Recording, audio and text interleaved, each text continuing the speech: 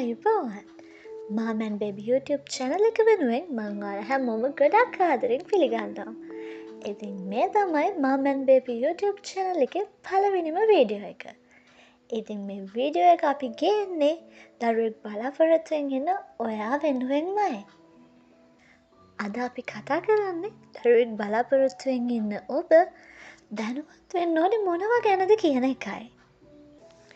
ඔයත් දරුවෙක් බලාපොරොත්තුවෙන් ඉන්න කෙනෙක් නම් මේ වීඩියෝ එක අනිවාර්යයෙන්ම බලන්න. වීඩියෝ එකට යන්න කලින් මම පුංචි මතක් කිරීමක් කරන්නම්. මේ වීඩියෝ එක ඔයාලට ප්‍රයෝජනවත් වුණා නම් මේකෙන් ඔයා යමක් දැනගත්තා නම් වීඩියෝ එකට ලයික් කරන්න, ඔයාගේ අදහස් අපිට කමෙන්ට් කරන්න. ඒ වගේම අපේ YouTube channel එක subscribe කරන්නත් අමතක කරන්න එපා. ඉතින් අපි යමු වීඩියෝ එකට.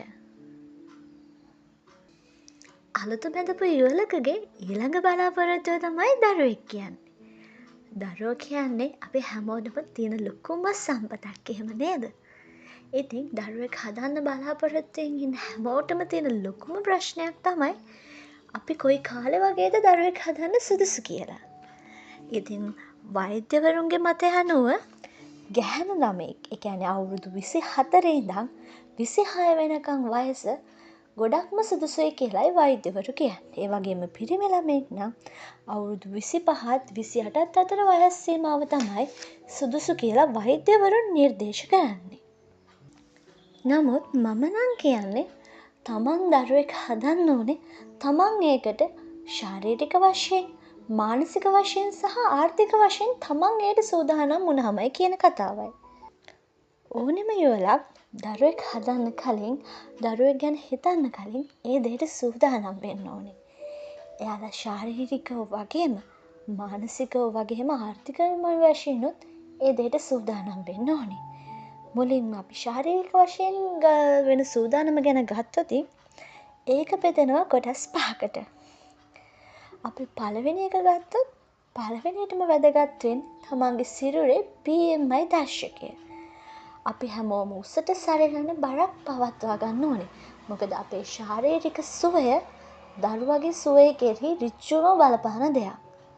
ඒක නිසා හැමතිස්සෙම අපි දරුවෙක් බලාපොරොත්තුවෙන් ඉන්නවා නම් අපි ඉස්සෙල්ලාම කරන්න ඕන දේ තමයි උසට සරිලන බරක් පවත්වා ගන්න ඕනේ. දෙවැනියට අපි සැලකිලිමත් වෙන්න ඕනේ අපේ ආහාර රටාව ගැන. අපි අපේ එදිනෙදා ආහාර රටාවට මේ දෙය බහුල වශයෙන් තියෙන ආහාර ගන්නවද, එහෙමත් නැත්නම් පිෂ්ඨය බහුල වශයෙන් තියෙන ආහාර ගන්නවද කියන එක ගැන අපි ගොඩක් සැලකිලිමත් වෙන්න ඕනේ. විශේෂයෙන්ම ඔබ දරුවෙක් බලාපොරොත්තුවෙන් ඉන්න මවක් නම් අපි ගන්න ඕනේ සමබර ආහාර වේලක්. මොකද ඔබ අද ගන්න සමබර ආහාර වේල තමයි ඉදිරියේදී දරුවාගේ පෝෂණය ගැන බලපාන්නේ. අපි නිවැරදි ආහාර රටාවක පැවතුනේ නැත්නම් ඒක අනිවාර්යයෙන්ම දරුවාගේ වර්ධනයට නිස්සක ලෙසම බලපාන්න පුළුවන් කාරණාවක්. ඉතින් තමන් ගන්න ආහාර රටාව ගොඩක් වැදගත්. තුන්වෙනි කාරණාව තමයි විටමින් භාවිතය. වෛද්‍යවරුන් නිර්දේශ කරන හැටියට දරුවෙක් බලාපොරොත්තුවෙන් ඉන්න ඔබ අඩුම ගානේ මාස 3කට පෙර ඉඳන්වත් යකඩ පෙති, ෆෝලික් ඇසිඩ්, කැල්සියම් කියන මේ විටමින්ස් වර්ග 3 මාස 3කට පෙර ඉඳන් හෝ පාවිච්චි කරන්න ඕනේ.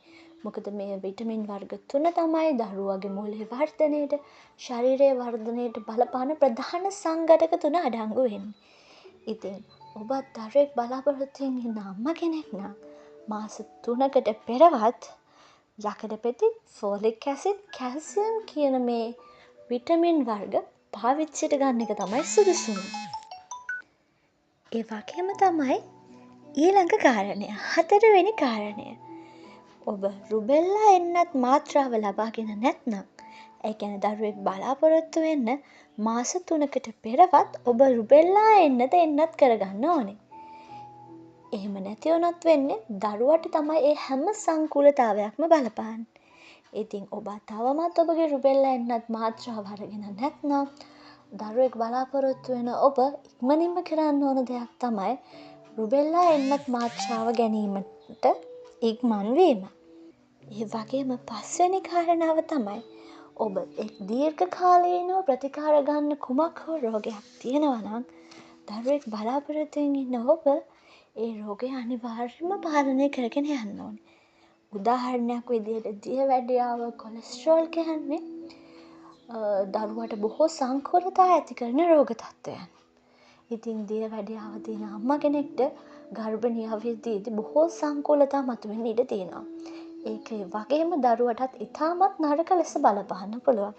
ඉතින් ඔබ දියවැඩියාවට හරි කොලෙස්ටරෝල් වලට හරි ඒ වගේ මොනවට හරි දීර්ඝ කාලීනව බෙහෙත් ගන්න කෙනෙක් නම් ඔබට සිද්ධ වෙනවා ඔබගේ ආහාර රටාව තුළින් ඒ වගේම ඔබ ගන්න ඖෂධ තුළින් ඔබගේ රෝගය පාලනය කරගෙන යන්න.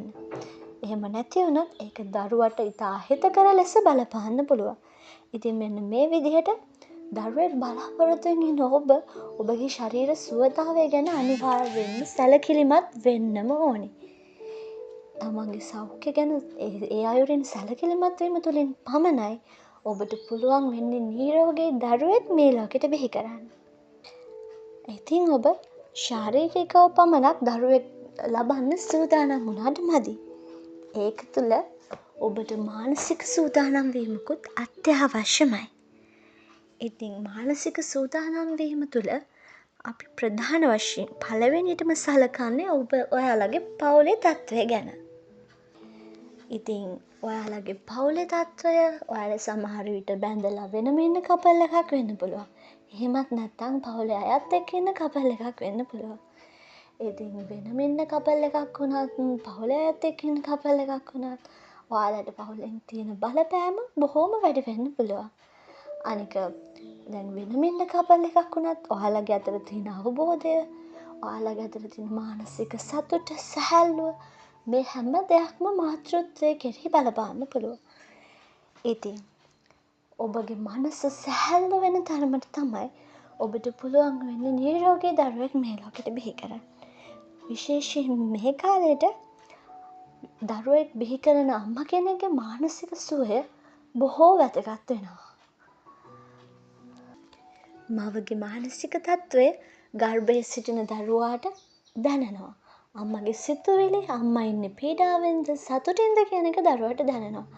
ඉතින් මව පීඩාවෙන් හිටියොත් ඒක දරුවගේ මනසට අහිතකර ලෙස බලපාන්න පුළුවන්.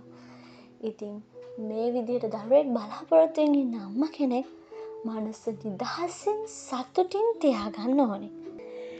ඒ වගේම ශාරීරිකව සහ මානසිකව මේ දෙයට සූදානම් වීමට අමතරව අපි ආර්ථිකවත් මේ දෙයට සූදානම් වෙන්න ඕනේ. කවුරු කොහොම මොන දේ කිව්වත් ඔබට දරුවෙකු රැක බලා ගන්න පෝෂණය කරන්න තරම් ආර්ථික මට්ටමක් නැත්නම් මම කියන්නේ ඔබ දරුවා හදන්න එපා. ඕගොල්ලන්ට පවුලේ අයගෙන් ප්‍රෙෂර් එකේ විවාහ වෙච්ච ගමන් දරුවෙක් හදන්න, වයස යනවා දරුවෙක් හදන්න. නමුත් අනිත් මිනිස්සුන්ගේ බලපෑම නෙමෙයි. මෙතන ඔයාලා හිතන්න ඕනේ ඔයාලගේ ආර්ථික මට්ටම හොඳයිද දරුවෙක්ට රැකවරණය සලසන්න තරම් කියන එක. ඉතින් ඔබට හැකියාවක් නැත්නම් දරුවෙක් පෝෂණය කරන්න, දරුවෙක් හදන්න දැම්මම කලබල වෙන්න එපා. මොකද ඒකෙන් වෙන්නේ ඔයාලත් දුක් විඳිනවා, දරුවත් දුක් විඳිනවා. ඉතින් මම ඔයාලට දෙන හොඳම උපදෙස් තමයි ඔයා ෆයිනෑන්ෂියලි ස්ටේබල් නැත්නම් දැම්මම දරුවෙක් ගැන හිතන්න එපා.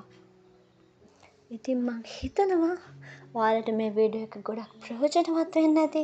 ඔයාලා එකෙන් යමක් ඉගෙන ගන්න ඇති කියලා. ඉතින් මං ඔයාලගෙන් ආදරෙන් මතක් කරනවා වීඩියෝ එකට ලයික් එකක් දාන්න, ඔයාලගේ තව අදහස් අපිට කමෙන්ට් කරන්න. ඒ වගේම අපේ channel එක subscribe කරන්න අමතක කරන්නත් එපා. ඒ වගේම ඔයාලට මගෙන් දැනගන්න දෙයක් තියෙනවා නම් ඊළඟ වීඩියෝ එක ගැන ඔයාලගේ අදහසක් මොකක් හරි තියෙනවා නම් ඒකත් කමෙන්ට් කරන් යන්න. අපි හැමෝගෙම අදහසට ඉඩ දෙනවා. ඉතින් වීඩියෝ එක අන්තිම වෙනකම් මම බේබිත් එක්ක එකතු වෙලා හිටපු හැමෝටම ගොඩක් ස්තුතියි.